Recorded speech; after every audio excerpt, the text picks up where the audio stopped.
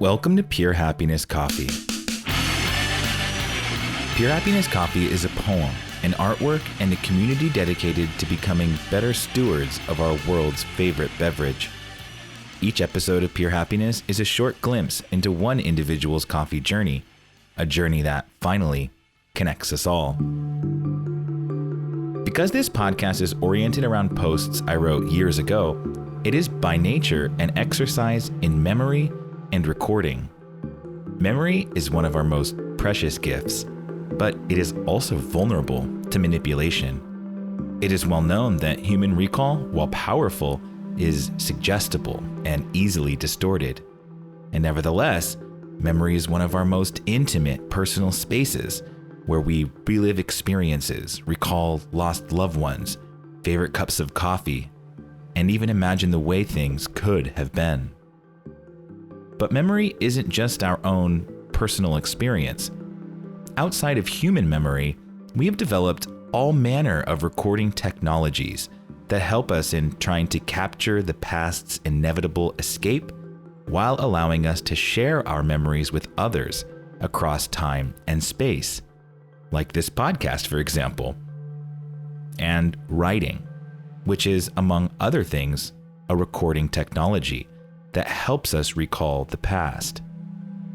Here I am, doing it now. Language, drawing, even dance and music, besides their obvious cultural import, they all serve mnemonic functions as well. That is, they help us remember things. Think about how you first learned the alphabet.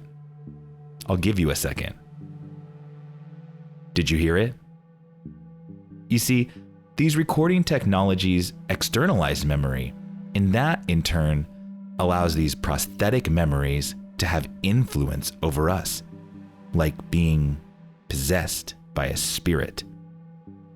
What is this silent music? Episode 14, Loveless Coffee, formerly Spectrum Coffees. What's in a name? That which we call a rose by any other name would smell as sweet. So Juliet famously laments, unconvinced that simply by virtue of Romeo being a Montague and her being a Capulet, their love should be prohibited. A rose is a rose is a rose, wrote Gertrude Stein.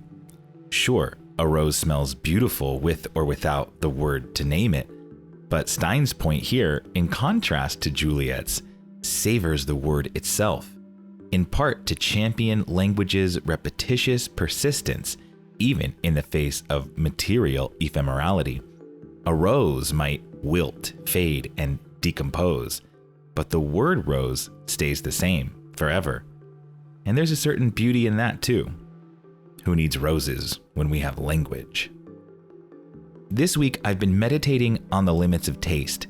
And in the previous episode, I thought a little about my exploration of what I call non-representative coffee writing. One of the reasons for this is that even though language is perhaps our best communicative technology, it is also one always in danger of sliding over the particularities of things in favor of convenient generalizations. A quick and useful turn of phrase can swiftly become a boring and rote colloquialism. What does it mean to throw the baby out with the bathwater? Ralph Waldo Emerson called this phenomenon fossil poetry, arguing that language was full of this stuff, poetic phrases that have ended up as rote forms of communication, language becoming lazy, repeatable, and uninteresting, therefore pulling us away from reality. This is all a roundabout way of saying that today I'm reflecting on my first visit to Loveless Coffee in Bushwick, a wonderful cafe and roaster doing some of the best coffee in New York City, and also one of my earliest supporters. If you told me a couple of years ago that I would be hosting coffee growers at one of my favorite cafes, I would have told you that you were crazy. But with the support and encouragement of folks like the wonderful group of people over at Loveless, this and more has become possible. And that's community. That's what it takes to break language and make new language, to break reality and make new realities, to take language and culture out of business as usual and into a real new vital spirit for change requires a community. It takes a village, so to speak. Before I ever started hosting events with coffee producers and attending specialty coffee conferences, I was simply enamored with the coffee world.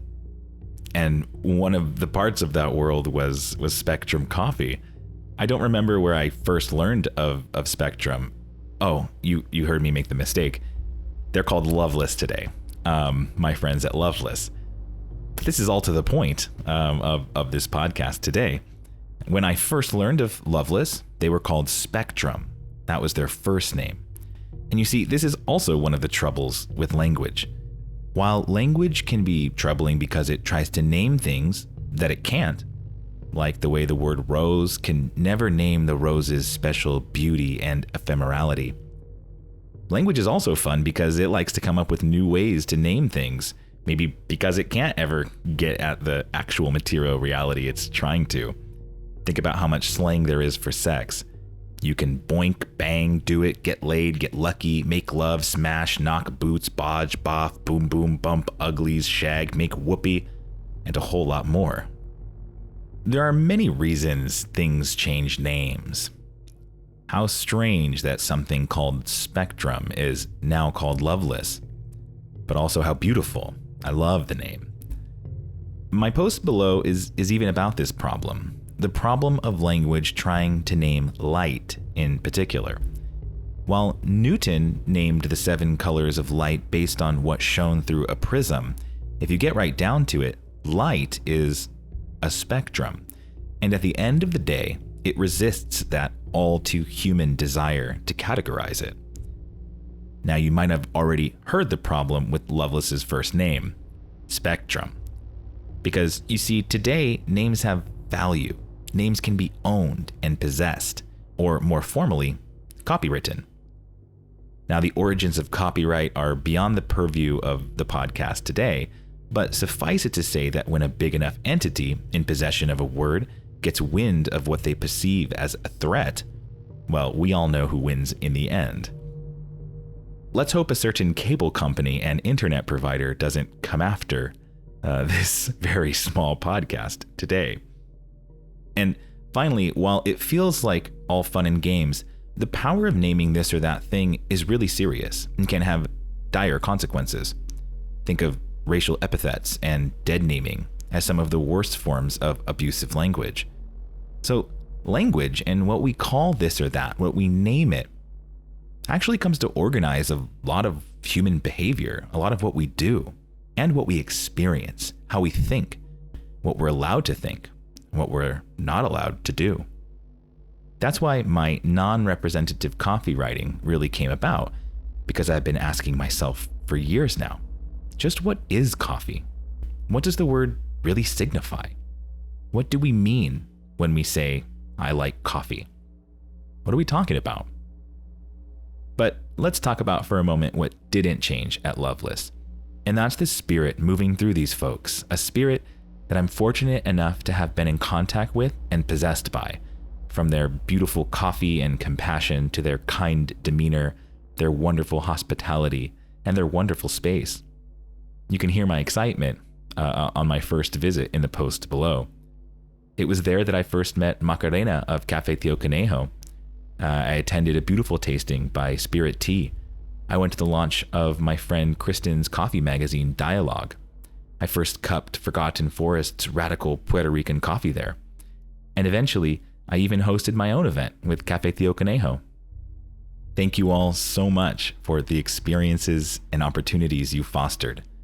Truly, there would be no pure happiness without Loveless Coffee. But when I first sat there that day in the spring light, I was a world away from where I am today. This cafe and their coffee registered to me like a celebrity might to other people. Like, I just thought Spectrum was so cool. And I was so stoked that they had a shop that I was now sitting in. And it was a great shop. And I was sitting in the light, reading poetry. From their creative packaging and overall aesthetic down to their exploratory and innovative coffees, I was smitten. But like, smitten in the way a kid is with their celebrity crush. I mean, it felt great. It was that kind of fantastical celebrity crush that love can be, and it is some of the most exciting we know. But at the end of the day, that form of love, the kind of celebrity crush love, it's really only that way because it's a fantasy. In that situation, we're able to project our imagination onto the thing we love. The celebrity, the dope coffee brand, whatever. And that love, while intoxicating, while very exciting, is exciting precisely because we don't actually know that much about the object of affection. Much more difficult, finally, is not loving from a distance in the way that, let's say, a lot of people did the Beatles or Taylor Swift, but actually getting involved in the nitty-gritty of relationships. And for a certain kind of love, this celebrity crush kind, we never really have to do anything. And its power over us works precisely because it never causes us to act, only to fantasize. The culprit here is the opposite of memory, the imagination. And oh, do I love the imagination. It is the imagination's power that allows us to speculate, to create new ideas, to live out a fantasy world different from our own, and then build it. The imagination is amazing, and as an artist and poet, I would be nothing without it. That being said, the imagination also poses dangers for the casual user. You see, it's possible to become completely immersed in an imaginary world and never know it. That's because the imagination can transform memory, and that can have dire consequences. Today, that danger is being expressed by the emergence of something called the metaverse, an alternative digital world that could conceivably replace our usual experience with reality by substituting our senses' experience of the material world with electric signals generated by computers. I'm talking about, the Neuralink. This is a great example of the way that technology can end up appropriating our imagination. Now, I don't want to suggest that the digital world is any less real than ours, or that it's even inherently bad. Indeed, I think it's important that we understand that it too is real and does a lot of great stuff. It's just different from what we usually think of as real. And precisely what is different is the way that it controls what becomes available to experience. Virtual reality is a reality precisely controlled. It decides on the inputs and outputs, it provokes intended sensations, and most importantly, and most dangerously, it erases what it would prefer not to be there. Now, I want to make a strong, rather provocative claim. I want to claim that coffee is actually a kind of virtual reality. I'm serious. Think about the way we talk about the coffee world. What do we really mean? I think we mean something like all the things related to coffee in the world. At the same time, that world is only created by what we allow into it, and so therefore also what we exclude from it. So when I say coffee is virtual reality, I mean that what we think coffee is a kind of limited abstraction of everything that coffee is. That goes for the coffee world. To have a world is partially to limit that world. So when we think of coffee as just that thing we drink in the morning that wakes us up, or that thing that's something nice we share with friends that stimulates conversation at a diner, we're nevertheless participating in the creation of a virtual reality that has been forcefully created by a global economic system that would really prefer us not to think too much about all the other things coffee is. A crop deeply tied to colonial history, the slave trade, enforced monocropping, the ongoing creation of economic disparities around the world, and more. Now, I don't mean to sound doom and gloom. Rather, I just want to make a point that at the end of the day, the coffee world, as we know it, tends to be a pretty limited one. And a whole lot of that world is constructed so that we pay attention to this or that new grinder. this new water recipe, this espresso machine's new features, the micron difference between this or that method's extraction technique, etc. And I'm not totally against any of this. However, we can really go too far in that direction of this becoming the whole world, the whole coffee world. And that is a virtual reality. And it's a virtual reality that serves a particular function, which is to distract our attention from a lot of the economic and human labor requirements and dependencies that coffee emerges from. Indeed, it can sometimes feel like the machines have taken over. Is espresso actually AI? So I believe we shouldn't be afraid of the way that virtual reality or the metaverse might come to, quote, replace reality. Instead, I believe that we should worry more about the way that our memories and our imaginations have already been appropriated and manipulated into believing this or that thing is more important in the coffee world than something else. When we think of coffee as just a one thing, that singular cup of coffee that we drink in the morning, or as something just submitted to market competition, or something that we use in competition with each other, we're literally drinking a virtual reality, one that can really easily erase all of the kaleidoscopic difference in human being under the surface of that cup of coffee that we drink at the cafe, or we use to give us a bump in the morning, or to trade as a commodity. We so frequently lose that world of soil and sunlight, water and labor, geography and history, culture and inequality. We so easily lose our memory. At its best, coffee competitions actually highlight these facts. Indeed, I'm happy to congratulate Phil of Loveless for his recent success at Brewers Cup, and I wish you the best in national competition. I'm sure your routine is fantastic, and I'll try and tune in to witness it. And yeah, competitions can be, rather than places where just really good coffee becomes even more expensive, it can be the place and site of storytellings, of new narrative creation, of new cultural creation. And it's up to us to continue making that more a point in competitions today. In a lot of ways, when we think of coffee as just this one thing we drink every morning, this one same thing, we're just being unimaginative.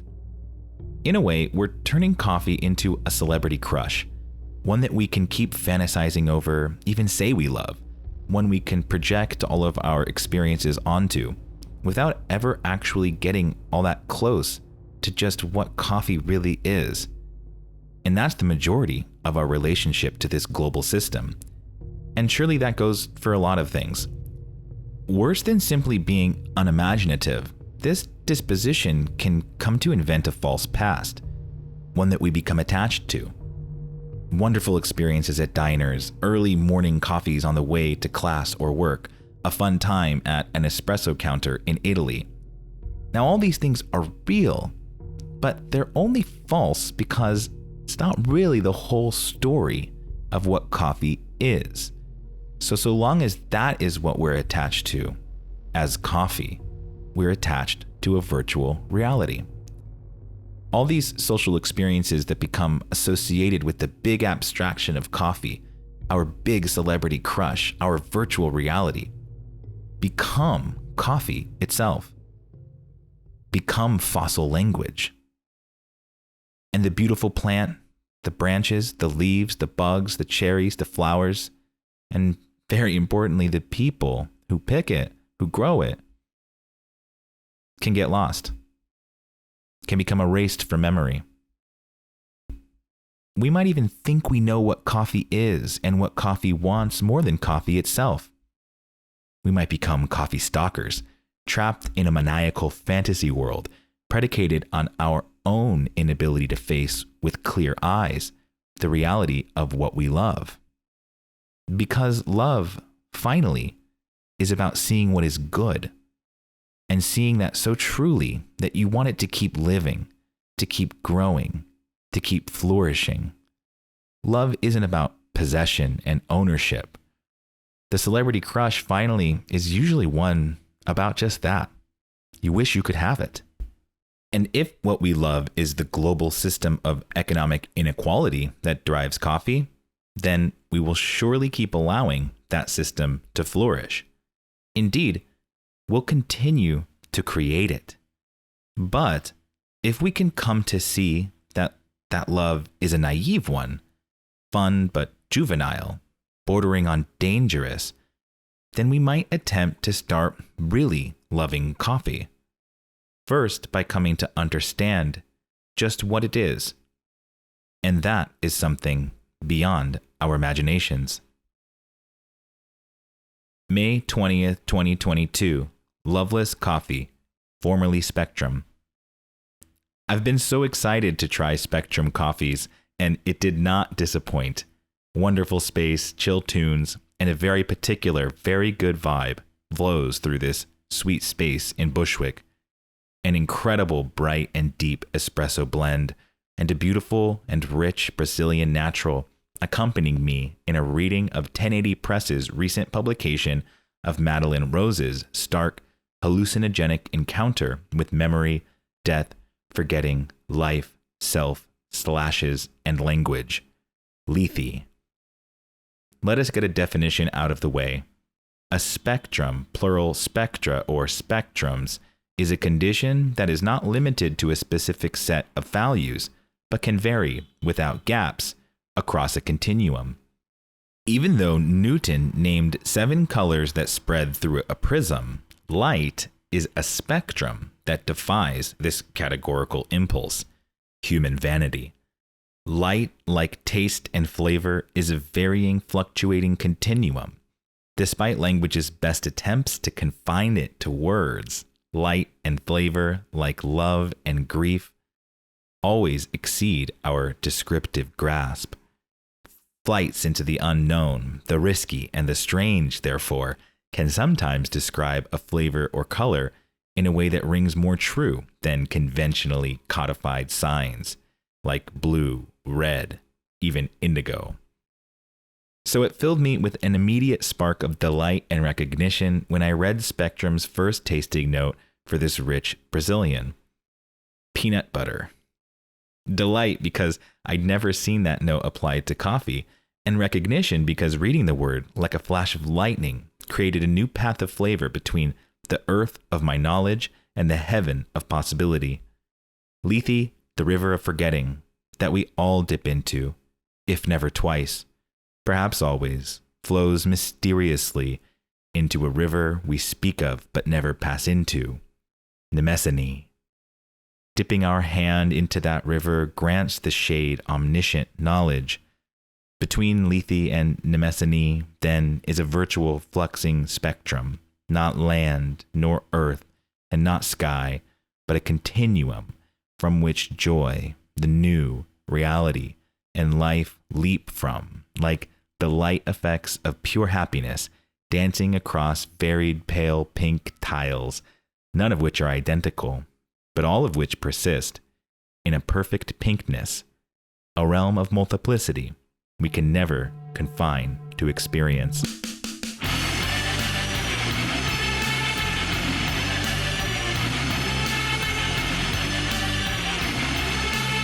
Thank you for listening.